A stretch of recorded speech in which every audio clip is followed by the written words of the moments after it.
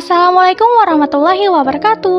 Hai sobat semua, perkenalkan namaku Gelsi Gevira Salsabila dari jurusan Manajemen Universitas Pancasakti dengan NIM 2892150205. Pada video kali ini, aku akan memaparkan materi perkuliahan untuk memenuhi tugas ujian akhir semester pengantar akuntansi dengan tema Teori Akuntansi Perusahaan Dagang dan contoh soal metode periodik serta perpetual, dan dengan dosen pengampu yakni Ibu Desi Aregawati, SE, AK, MSI.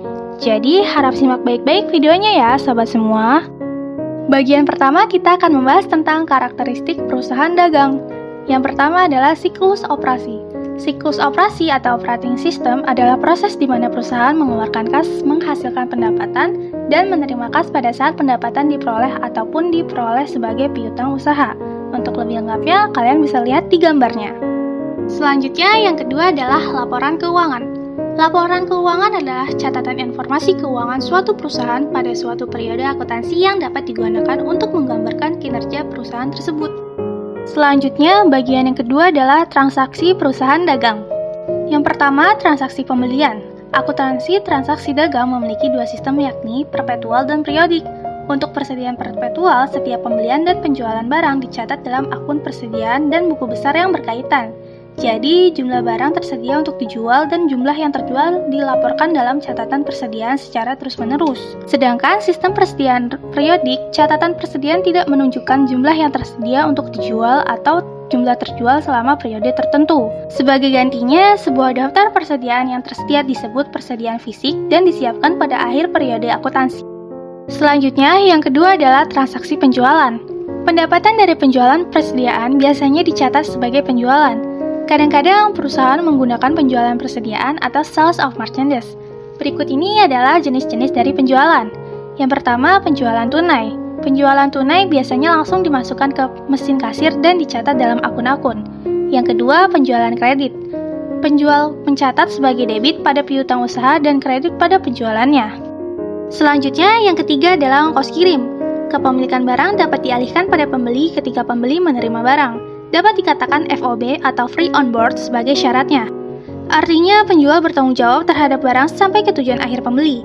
Oleh karena itu, penjual harus menanggung ongkos kirim hingga sampai ke tujuan akhir. Ketika penjual membayar ongkos kirim, penjual mendebit akun ongkos kirim penjualan atau delivery expense atau freak out yang tidak laporkan di dalam laporan laba rugi penjual sebagai beban penjualan. Selanjutnya, yang keempat adalah pajak penjualan dan diskon dagang. Penjualan barang seringkali termasuk pajak penjualan. Penjualan juga dapat dikenakan pajak pertambahan nilai atau PPN senilai 10%. Kewajiban atas pajak penjualan timbul saat penjualan terjadi. Saat penjualan tunai, penjualan memotong pajak penjualan. Saat penjualan dilakukan antara kredit, penjualan membebankan pajak penjualan kepada pembeli dengan mendebit piutang usaha. Penjual mengkredit akun penjualan sejumlah nilai penjualan dan mengkredit pada utang pajak pertambahan nilai atau PPN. Selanjutnya, bagian yang ketiga adalah laporan keuangan perusahaan dagang. Yang pertama adalah laporan laba rugi, bentuk tidak langsung, bentuk bertahap multiple step. Dilakukan dengan memisahkan antara pendapatan usaha dan pendapatan di luar usaha, serta memisahkan antara beban usaha dan beban lain di luar usaha. Selanjutnya, untuk mengetahui laba atau rugi bersih, kedua sisi dibandingkan dan dicari selisihnya. Lalu yang kedua adalah laporan laba rugi bentuk langsung. Bentuk langsung atau single step dilakukan dengan menjumlahkan semua pendapatan dan beban yang dimiliki perusahaan. Laba atau rugi perusahaan diketahui dengan mencari selisih antara pendapatan dan beban. Lalu yang ketiga adalah laporan ekuitas pemilik. Laporan ekuitas pemilik adalah laporan keuangan yang merangkum transaksi-transaksi yang berhubungan dengan modal pemegang saham dalam satu periode tertentu. Laporan ini merekonsiliasi saldo awal dan saldo akhir modal dari pemegang saham yang dilaporkan secara tepat dan akurat. Yang keempat adalah laporan posisi keuangan. Laporan posisi keuangan adalah laporan yang sifatnya sangat sistematis terkait posisi keuangan perusahaan, baik itu perusahaan jasa, dagang, atau manufaktur. Laporan posisi keuangan adalah ringkasan dari sebuah perusahaan terkait kondisi aset, liabilitas, dan juga ekuitas perusahaan. Selanjutnya, bagian keempat adalah proses penyesuaian dan penutupan. Yang pertama adalah ayat jurnal penyesuaian untuk kehilangan persediaan. Dalam sistem persediaan perpetual, akun persediaan yang terpisah dikelola dalam buku besar dan diperbaharui secara terus-menerus ketika terdapat transaksi penjualan dan pembelian. Selama periode akuntansi, akun ini akan menunjukkan jumlah persediaan yang terjual setiap saat. Namun, perusahaan dagang mungkin akan mengalami kehilangan persediaan karena pencurian di toko, pencurian oleh karyawan, ataupun kesalahan dalam pencatatan. Akibatnya, perhitungan persediaan secara fisik yang dilakukan pada akhir periode akuntansi dapat berbeda dengan jumlah persediaan yang ditunjukkan dalam catatan persediaan. Oleh karena alasan ini, selisih tersebut sering dinamakan penyusutan persediaan atau inventory shrinkage dan kehilangan persediaan atau inventory shortage. Selanjutnya, yang kedua adalah ayat jurnal penutup. Ayat jurnal penutup untuk perusahaan dagang sama dengan ayat jurnal untuk perusahaan jasa.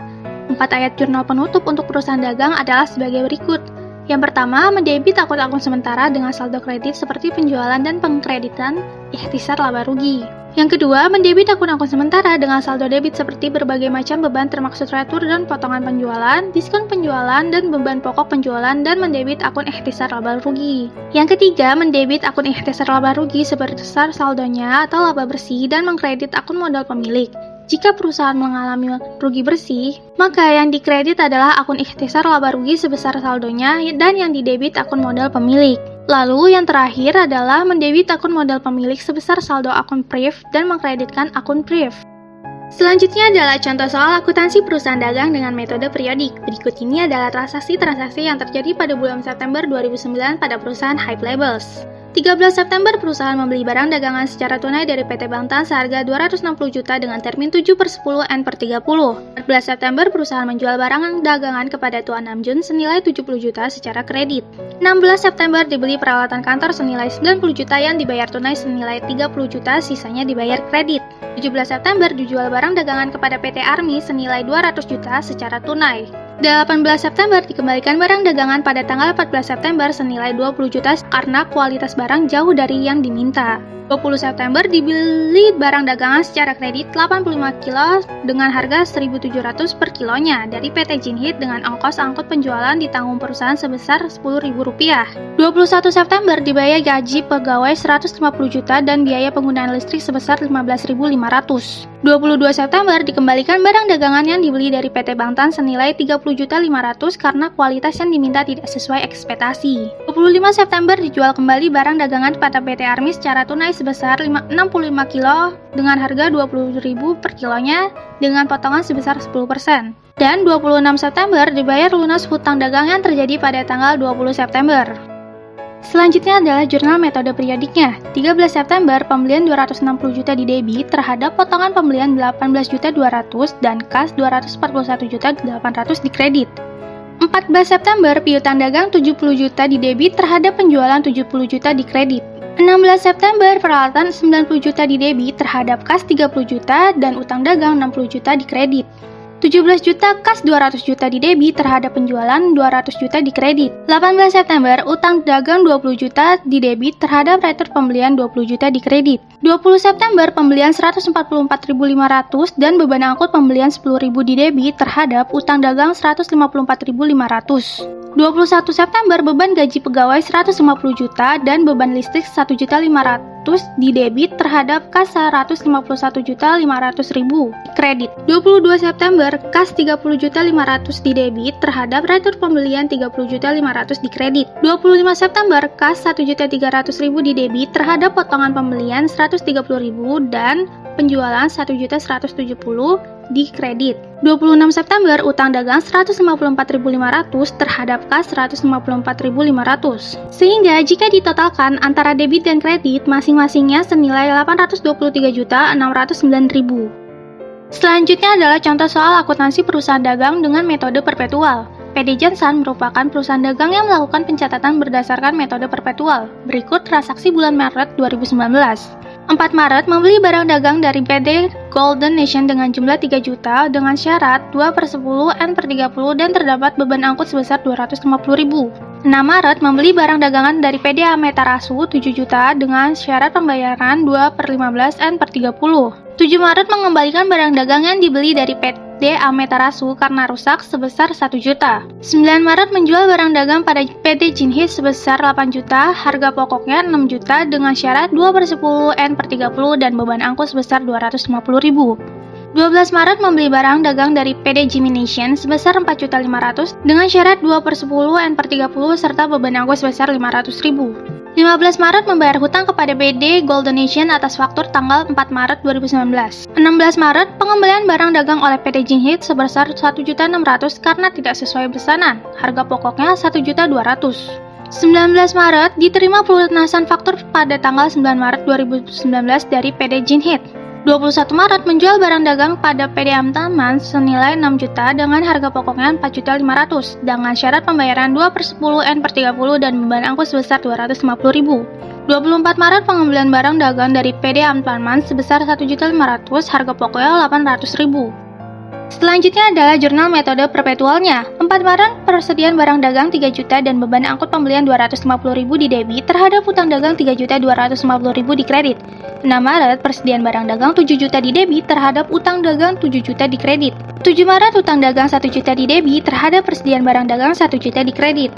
9 Maret piutang dagang 8 juta dan beban angkut penjualan 250 juta di debit terhadap penjualan 8.250.000 di kredit. Lalu, harga pokok penjualan 6 juta di debit terhadap persediaan barang dagang 6 juta di kredit.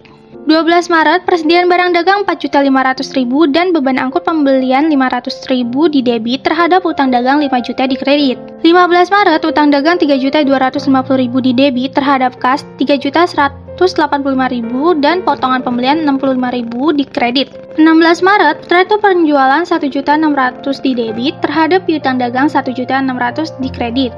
Lalu, persediaan barang dagang 1.200.000 di debit terhadap harga pokok penjualan 1.200.000 di kredit. 19 Maret, kas 6.272.000 dan potongan penjualan 128.000 di debit terhadap piutang dagang 6.400.000 di kredit. 21 Maret, piutang dagang 6 juta dan beban angkut penjualan 250.000 di debit terhadap penjualan 6.250.000 di kredit. Lalu, harga pokok penjualan 4.500.000 di debit terhadap persediaan barang dagang 4.500.000 di kredit. 21 Maret, retur penjualan 1.500.000 di debit terhadap piutang dagang 1.500.000 di kredit. Lalu, persediaan barang dagang 800.000 di debit terhadap harga pokok penjualan 800.000 di kredit. Sehingga apabila dijumlahkan semuanya, maka debit dan kredit masing-masingnya senilai 56 juta rupiah.